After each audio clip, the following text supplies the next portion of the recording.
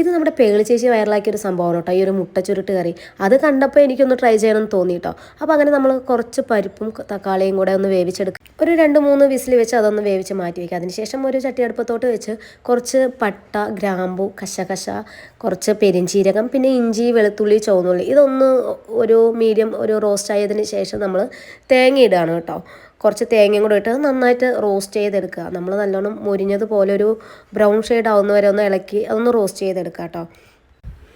അതൊന്ന് നന്നായി റോസ്റ്റ് ചെയ്ത് വന്നതിന് ശേഷം നമ്മുടെ പൊടികളൊക്കെ അതിലോട്ട് ആഡ് ചെയ്യാണ് കേട്ടോ. നമ്മുടെ മുളക് പൊടി, മല്ലിപ്പൊടി, മഞ്ഞൾപ്പൊടി ഇതെല്ലാം കൂടെ ആഡ് ചെയ്തിട്ട് അതൊന്ന് മൂപ്പിച്ചെടുത്ത് അതൊന്ന് തണുത്തതിന് ശേഷം നല്ലതുപോലെ ഒന്ന് അരച്ചെടുത്ത് മാറ്റി വയ്ക്കുക കേട്ടോ. അപ്പോഴത്തേക്കും നമ്മളിതേ കുറച്ച് സവാളയൊക്കെ അരിഞ്ഞ് അതിലോട്ട് ഞാൻ 3 മുട്ടയാണ്, നമുക്ക് ആവശ്യമുള്ള മുട്ട എടുക്കാൻ ഞാനൊരു 3 മുട്ടയാണ് കേട്ടോ എടുത്തിട്ടുള്ളത്. അതിലേക്ക് കുറച്ച് ഉപ്പും കുരുമുളകും കൂടെ എടുത്തിട്ട് ഒന്ന് ഓംലെറ്റ് ഉണ്ടാക്കി എടുക്കണം കേട്ടോ. അത് നന്നായിട്ടൊന്ന് അടിച്ചതിന് ശേഷം ഓംലെറ്റ് ഉണ്ടാക്കി എടുക്കുകയാണ്. ഒരു പാൻ അടുപ്പിലോട്ട് വെച്ചിട്ട് ഓംലെറ്റ് ഉണ്ടാക്കി അത് മറിച്ചിടാതെ തന്നെ ഇങ്ങനെ ചുരുട്ടിയെടുക്കണേ. സംഭവം ഇത് വെച്ച് കഴിച്ച് കഴിഞ്ഞപ്പോൾ നല്ല ടേസ്റ്റ് ഉണ്ടായിരുന്നു കേട്ടോ. എനിക്കതൊന്ന് ചുരുട്ടുമ്പോൾ പേടിയുണ്ടായിരുന്നു പൊട്ടിപ്പോകുമോ എന്നുള്ളത്. പൊട്ടിപ്പോയൊന്നുമില്ല കേട്ടോ.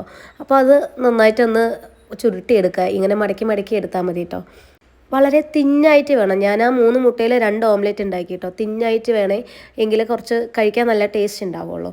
അതിനുശേഷം നമ്മൾ നമ്മുടെ ചട്ടി അടുപ്പിലോട്ട് വെച്ചിട്ട് കുറച്ച് ആ പരിപ്പും തക്കാളിയും കൂടെ ഒന്ന് തിളച്ച് വരുമ്പോൾ നമ്മൾ ഈ അരപ്പ് കൂടെ അതൊന്ന് അതിലോട്ട് ചേർത്തിട്ട് നന്നായിട്ടൊന്ന് തിളച്ച് യോജിച്ച് വന്നതിന് ശേഷം നമ്മുടെ മുട്ടയുണ്ടല്ലോ അത് കഷ്ണങ്ങളാക്കിയിട്ട് ഇതുപോലത്തെ പീസാക്കി അതിലോട്ട് ഇട്ട് കഴിഞ്ഞാൽ നമ്മുടെ കറി റെഡി ആയിട്ടോ.